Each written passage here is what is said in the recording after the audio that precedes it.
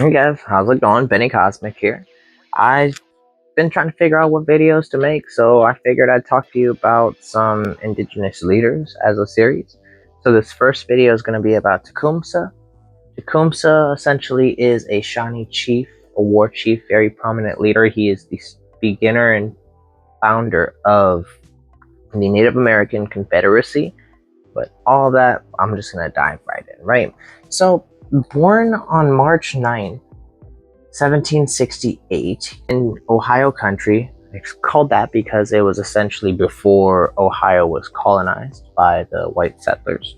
Father was actually killed during the battle protecting that land before it officially became Ohio, in the Battle of Point Pleasant, otherwise known as the Battle of Kanawha. When Tecumseh was the age of 6, his father passed. That would have been weird. He then was mentored and taken care of by his elder brother, who was Chisikau.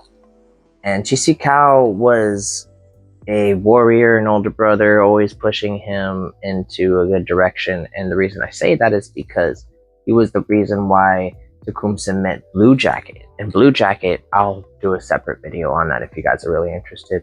Like I said, we're figuring this out. Blue Jacket was another prominent war chief that essentially was fighting the expansion of colonial efforts in the frontier days of America. And he ended up showing him the aspect of working with your enemy to fight a bigger enemy, because Blue Jacket was working with the British that were stationed in Canada, trying to overthrow the US at that point in time. What was happening was they were leading war efforts in like little guerrilla tactics to fight off colonial expansion in the state of Kentucky. And what would happen is the British had a supply line that would go to the tribes, and the tribesmen would then go and, do the business, get it done, stand on business. Tecumseh was essentially influenced by that and saw how the workings of war happened, right? And in that process, at the age of 24, he had to deal with the death of his older brother, who ended up being killed in an ambush in Bledsoe Station in Nashville, well, what's now known as Nashville. He was initially ambushed because they thought he was with Blue Jacket, and they took him out because they're taking out indigenous people, unfortunately. Now Tecumseh, he's grieving, he's angry, he sees his land being taken, and he wants to do something about it, right? So now at the age of 26, his first battle on the books anyway, is the Battle of Fallen Timbers, which ended up happening in August 20th. Funny enough, as we're going to start doing this, you're going to see patterns that a lot of wars happen around this time. So it's human nature, I guess. That's an aside. We'll speed this up. He was going to get murdered. He was going to get taken out. However, he was saved by a roaming band of the people that were running with his little brother at the time, which was the Lenni Lenape. And the Lenni Lenape, we're going to get further into that, but just for now, we're just going to call them the Miami people, because they become part of this group of people that call themselves the Miamis. The reason why they were willing to help Tecumseh is because of the work that his little brother had been doing. Now let's take a second to talk about his little brother, because it'll give you more context that makes it more fun to see the story. So his little brother's name is Tenskwatawa, aka the Prophet. Before he was called the Prophet, though, his child name was Lalawethika, which means noisemaker, he who makes a loud noise. And his essential upbringing was that he was introduced to alcohol at a young age and became an alcoholic, then was able to dispel that curse, because of course it's used as a spiritual weapon against the indigenous people, and was able to become a spiritual leader. He was able to do so because he met two amazing prophets by the name of Neolin, which is Neolin, and then Skatamek. Neolin and Skatamek were part of the Lenni Lenape tribe, the Miami people. And more notably, Neolin had this really profound vision of the apocalypse, that it was like the apocalypse but for the whites, and that supernatural powers would help them overcome. I'm paraphrasing it a lot. I actually want to I'll probably do a separate video of me just reading that and putting some cool music behind it. Maybe I'll do some animation. Anyway, all of that is to say that Neolin and Skatamik were teaching the spiritual aspect of sticking true to your traditional spirituality and not adopting the colonial mindsets, the practices, and or spirituality and the dogma that comes with all of those things, while at the same time preaching the need for unity amongst the separate tribes, on top of preaching unity within the home, because at the time the common practice amongst most tribes was polygamy. And I won't say nothing here and there, but he was trying to get people to focus on unity, and that message then trickled down to the prophet Tenskwatawa, who is the little brother of Tecumseh. All of that is to say, while Tenskwatawa is studying under these people and getting this knowledge of spirituality, he's garnering a following of people from of course the Shawnee, because he's Shawnee, but then the Chickamauga, the Tutelo, the Ojibwe, the Chippewa, the Muskuten, and the Potawatomi. So these were all tribes that were rocking with his little brother, Tecumseh's little brother, Tenskwatawa, because of his spiritual nature and the way that he was able to bring people together and show them the way as far as pointing out signs of the future. Fun fact, he actually talks about how he was able to see his brother's death, but that's a whole other story. We'll get into, I feel like that's a little more on the historical fiction side, so I'm not going to get into the aside on that. Tecumseh that's how he got the information about his little brother, because of course back in the day they're not texting each other, they're not how's it going, bro? No, I'm a spiritual leader now. No, there maybe some sort of telepathy or quantum entanglement, because I believe indigenous people were tapped in that way. Again, ideas for other videos. That being said, if you like what you're seeing, don't forget to like, share, subscribe. I got to get used to that. We're moving forward. And to these people who have heard of him through his little brother's work.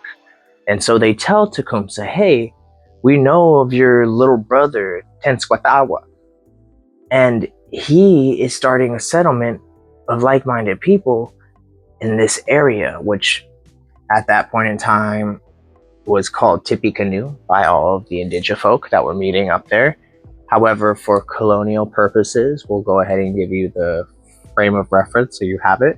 It's now known as Lafayette in Indiana, but it's called Prophetstown, and it was established in 1808 by Tenskwatawa, and he was able to amass so many people in one spot that the US government started getting scared. But they didn't really care about Prophetstown in 1808 or 1809, okay? It was when Tecumseh finally made it to Prophetstown and he saw what his little brother was doing, and the militant aspect of the Native American Confederacy and the spiritual aspect, the basis in which led everybody to have that fervor to fight for what they believed in. That's when the Native American Confederacy was officially formed at Prophetstown. 1810. Coincidentally, 1810 is when the British forces that were taking refuge in Canada essentially were reaching out to Tecumseh to form an alliance. But because Tecumseh don't trust white folks whatsoever, he was like, no, I don't really want to do that, I'm paraphrasing. Come to find out, though, they end up getting attacked, and he realizes that they need more firepower. They need to arm the people of the Confederacy. And so he brokers a deal with the British in order to set up a supply chain of guns, gunpowder, food, and, typical living comfort supplies for a settlement at the time. And that is when the US government started caring, because now there was an established settlement so close to the heart of their capital and everything that they were building out and trying to expand on.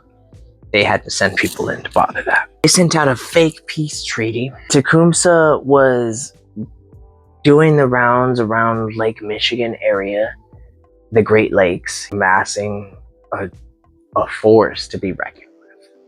And while this is happening, he hears words of peace treaties happening south of the area, south of Prophetstown. So he travels. He takes some of his warriors with him to, show that they're not messing around, because he didn't trust them. So he brought a lot of his warriors, left some at Prophetstown, about 500 to 700 out of the 5,000 he had access to, which I know that's a big number I just dropped on you. Just wait until you see how many tribes were a part of that 5,000.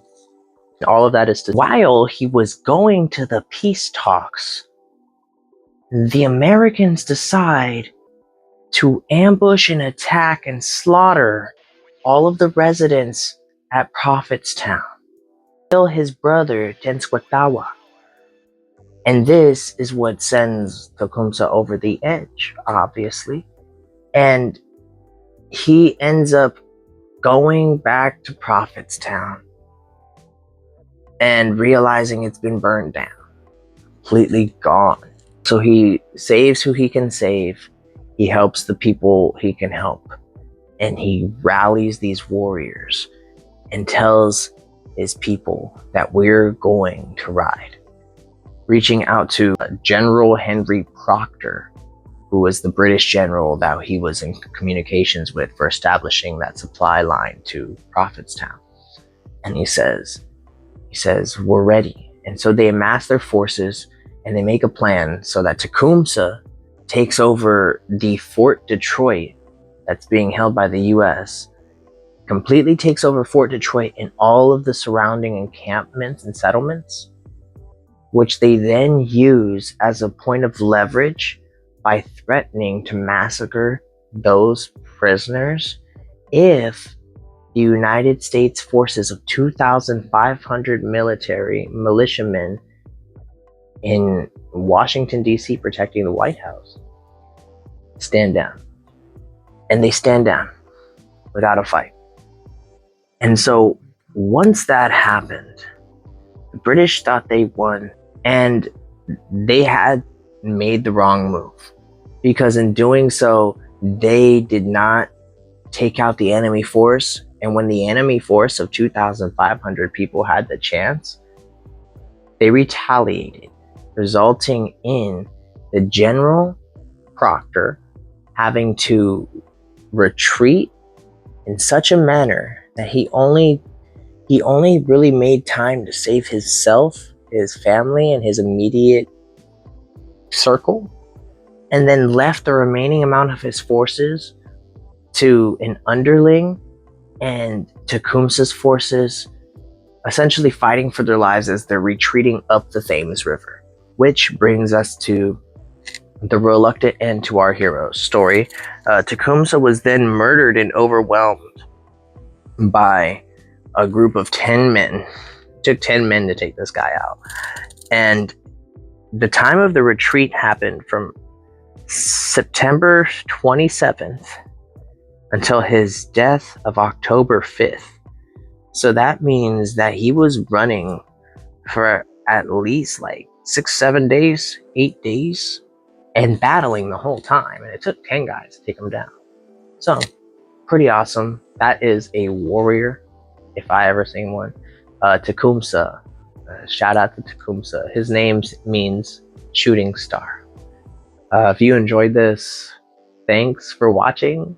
I'm gonna go ahead and end it. Like I said, if you like this, share it, comment, subscribe, hit the little bell for notifications, and tell me in the comments what kind of videos you want to hear next, or what you think and how you feel about all that. I'm eager to hear about this, and yeah, thanks so much. Peace.